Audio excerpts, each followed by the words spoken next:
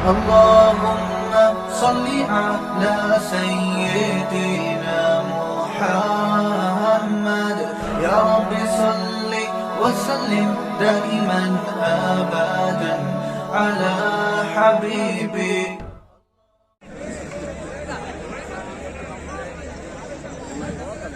بسم الله الرحمن الرحيم. الحمد لله رب العالمين والصلاة والسلام على سيدنا محمد وعلى آله وصحبه أجمعين. أما بعد، أعوذ بالله من الشيطان الرجيم. بسم الله الرحمن الرحيم. إن تنصروا الله ينصركم ويثبت أقدامكم. صدق الله مولانا العظيم. حضرات علماء کرام، بھائیوں اور بزرگوں، ہمارا یہ ملک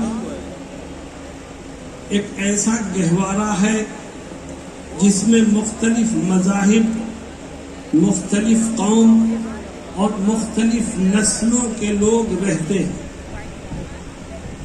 سوال یہ پیدا ہوتا ہے کہ مختلف مذاہب اور نسلوں کے لوگوں کے درمیان پیار و محبت اور الفت کو کیسے بڑھاوا مل سکتا ہے؟ کیونکہ جب تک الفت نہیں ہوگی، محبت نہیں ہوگی، آپس میں ایک دوسرے کے لیے دل میں جگہ نہیں ہوگی، اس وقت تک امن و امان قائم نہیں ہو سکتا.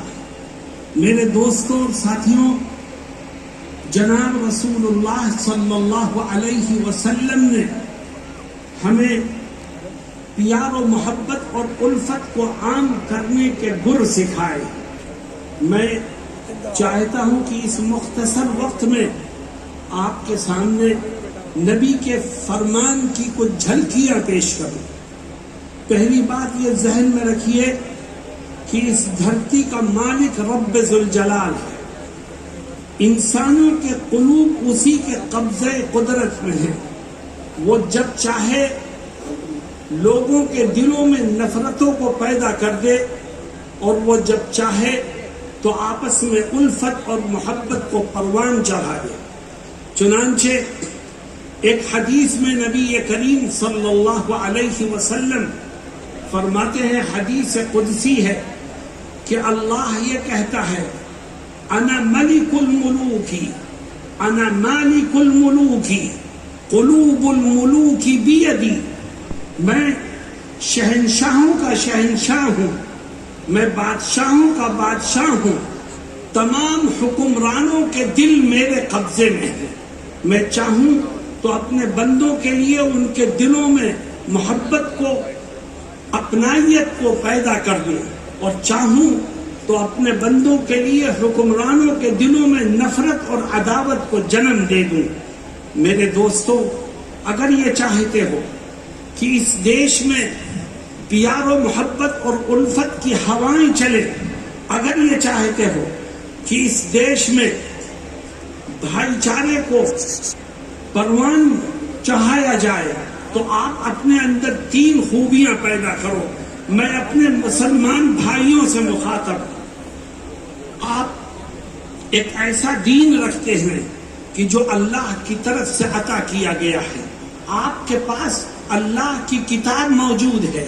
آپ اللہ کے محبوب اور آخری نبی کو ماننے والے ہیں. آپ کو اپنے اندر یہ خوبیاں پیدا کرنی ہیں. بقیہ کام خدا کا ہے، دلوں کا مالک وہ ہے، وہ نفرت اور عداوت کو محبت سے بدل دے گا. لیکن پہلے ہمیں اپنے اندر خوبیاں پیدا کرنی ہیں. وہ خوبیاں کیا ہیں؟ میں حدیث کو مختصر کر کے پیش کرتا ہوں.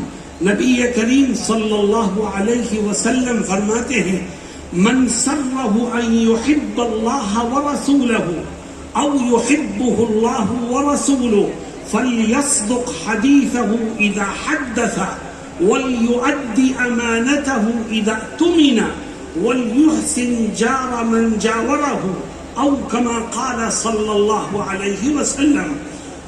آقا فرماتے ہیں جو یہ چاہتا ہے کہ وہ اللہ اور رسول کا محبوب بنے، اور یاد رکھیے جو اللہ اور رسول کا محبوب بن گیا وہ ساری دنیا کا محبوب بن گیا، اور جس کے دل میں اللہ اور رسول کی محبت نہ ہو یا جو خدا کا محبوب بننے سے محروم رہ جائے، دنیا والوں کے دلوں میں بھی اس کی محبت کبھی پیدا نہیں ہوگی۔ نبی کریم صلی اللہ علیہ وسلم فرماتے ہیں جو یہ چاہتا ہے کہ خدا اور اس کے رسول کا محبوب بنے وہ اپنے اندر 3 خوبیاں پیدا کرے، اور غور کیجئے یہ 3 خوبیاں جو یہاں ذکر کی جا رہی ہیں ان کا تعلق عبادات سے نہیں ہے، ان کا تعلق معاملات سے ہے۔ معاملات میں سدھار پیدا ہوگا تو ایک دوسرے کے دل میں احترام اور محبت کے جذبات پیدا ہوں۔ اس لیے پہلی خوبی فرماتے ہیں فَلْيَصْدُقْ حَدِيثَهُ إِذَا حَدَّثَ، اگر یہ چاہتا ہے کہ خدا اور رسول کا محبوب بنے تو اپنے اندر سب سے پہلی خوبی یہ پیدا کر کہ اس بات کا عہد کر لے کہ زندگی کے آخری سانس تک جب بھی بولوں گا تو ہمیشہ سچ بولوں گا۔ میں گفتگو کروں گا ہندو سے تب بھی سچ بولوں گا، مسلمان سے بولوں گا تب بھی سچ بولوں گا، سکھ سے، عیسائی سے، کسی بھی انسان سے بولوں گا تو سچ بولوں گا۔ میرے دوستو، اگر سچائی کے دامن کو مضبوطی سے تھام کر مسلمان مذہب سے اوپر اٹھ کر محض انسانیت کی بنیاد پر سچائی کا عادی بنے تو میں آپ کو یقین دلاتا ہوں کہ اس کی برکت سے اللہ دشمن کو بھی دوست بنا دے گا۔ لیکن آج مسلمان جھوٹ بولنے، جھوٹی گواہی دینے اور بےایمانی کرنے میں ہر ایک سے آگے بڑھنے کی کوشش کرتا ہے۔ یاد رکھیے جب تک خدا کے احکام کی پابندی نہیں ہوگی اس وقت تک حالات بدلنے والے نہیں ہیں۔ اس لیے آئیے ہم یہ طے کریں کہ چاہے ہندو بھائی سے گفتگو ہوگی یا مسلمان سے، سکھ سے ہو یا عیسائی سے، جب بھی بولیں گے تو ہمیشہ سچ بولیں گے۔ اللہ کے نبی حضرت محمد مصطفیٰ صلی اللہ علیہ وسلم فرماتے ہیں الصدق ینجی والکذب یہلک، کہ سچائی انسان کو نجات تک پہنچاتی ہے اور جھوٹ انسان کو تباہی اور بربادی کے گہرے غار میں ڈال دیتا ہے۔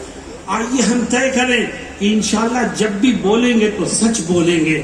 ہم سچ بولیں گے تو خدا اور رسول کے محبوب بن جائیں گے۔ جب اللہ اور رسول کے محبوب بنیں گے تو اللہ اپنے بندوں کے دلوں میں خود بخود ہماری محبت کو پیدا کر دے گا، اور یہ نفرت کی فضا ختم ہوگی، امن و امان کی فضا قائم ہوگی۔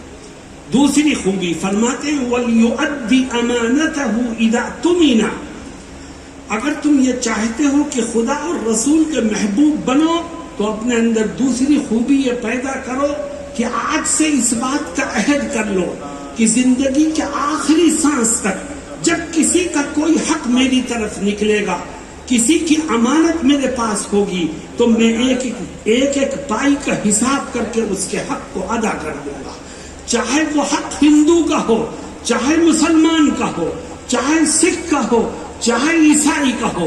اسلام ہمیں اس بات کا پابند بناتا ہے کہ ہر ایک کے حق کو ادا کرو۔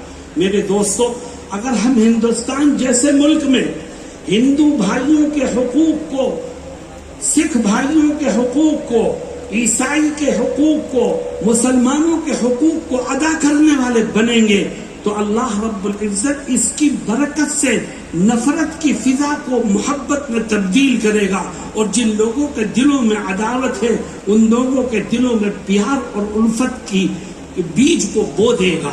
لیکن آج مسلمان کا حال یہ ہے کہ بھائی بھائی کا حق مار رہا ہے، بھائی بہنوں کا حق مار رہے ہیں۔ بتاؤ خدا کی رحمت کے دروازے کیسے کھلیں گے؟ جمعیت العلماء یہ علماء کی جماعت ہے، یہ آپ کو دینی رہنمائی آپ کی کرتی ہے۔ سیاسی جدوجہد، سماجی جدوجہد کے ساتھ ساتھ ہماری کوششوں کا اصل مرکز اسلامی تعلیمات ہے، اور ہمیں یقین ہے کہ ہم اپنی تمام دیگر کوششوں میں اس وقت ہی کامیاب ہوں گے جب ہم مذہبی نقطہ نظر سے اپنے آپ کو بدلنے کے لیے تیار ہوں گے۔ اگر ہم نبی کریم علیہ السلام کے بتائے ہوئے اصولوں پر نہیں عمل کریں گے اور آپ کی بتائی ہوئی خوبیوں کو نہیں اپنائیں گے تو کتنے ہی جلسے کر لو، کتنے ہی پروگرام کر لو، کتنے ہی نعرے لگا لو، جب تک خدا ہم سے راضی نہیں ہوگا ہماری کوئی کوشش کامیابی کی دہلیز تک نہیں پہنچے گی۔ آئیے ہم طے کریں کہ ہم دوسروں کے حق کو ادا کریں گے اور انشاءاللہ کبھی کسی کی حق تلفی کر کے اپنے رب کو ناراض کرنے کی کوشش نہیں کریں گے۔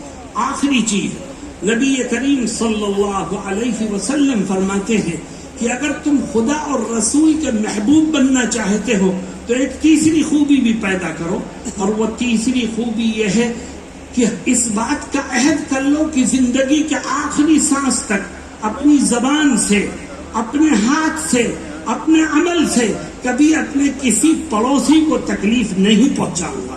جو اپنے پڑوسی کو خوش رکھے گا اس کا نبی بھی اس سے خوش ہے، اس کا خدا بھی اس سے خوش ہے۔ اور یاد رکھیے اس بات کو کہ جس کی دیوار آپ کی دیوار سے ملی ہے یا جس کا دروازہ آپ کے دروازے کے قریب ہے وہ آپ کا پڑوسی ہے، چاہے وہ ہندو ہو چاہے مسلمان ہو، چاہے سکھ ہو چاہے عیسائی ہو، چاہے اس کا کوئی بھی دین و دھرم ہو اور کوئی بھی رنگ و نسل و قوم سے اس کا تعلق ہو، وہ آپ کا پڑوسی ہے۔ پڑوسی سے حسن سلوک کرنے والا سنے کہ وہ خدا اور رسول کا محبوب ہے، اور جو خدا اور رسول کا محبوب ہے وہ اس عالم پہ بسنے والے ہر چیز کا محبوب ہوگا، وہ انسانوں کے دلوں میں خدا اس کی محبت کو پیدا کرے گا۔ آج ہم پڑوسیوں کی حق تلفی کرتے ہیں، طاقتور کمزور کو دباتا ہے، مالدار غریب کو دباتا ہے، اور ہمارے ذہن سے اسلامی تعلیمات مٹتی جا رہی ہیں۔ میرے دوستو، جب تک ہم اپنے آپ کو تبدیل نہیں کریں گے خدا کی طرف سے رحمت کے دروازے نہیں کھلیں گے۔ جمعیت العلماء اسلامی نقطہ نظر سے آپ کو یہ پیغام دیتی ہے کہ آج سے آپ اپنے ساتھ اس بات کا عہد کر کے جائیں کہ ان تینوں خوبیوں کو ہم اپنائیں گے، کبھی جھوٹ نہیں بولیں گے، کبھی کسی کا حق نہیں ماریں گے، کبھی پڑوسی کے ساتھ جھگڑا نہیں کریں گے۔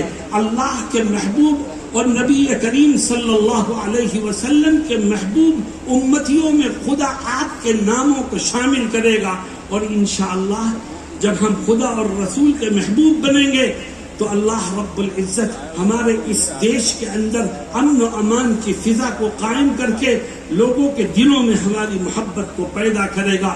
اللہ ہم سب کو کہنے اور سننے سے زیادہ عمل کی توفیق سے مالا مال فرمائے۔ وآخر دعوانا ان الحمد للہ۔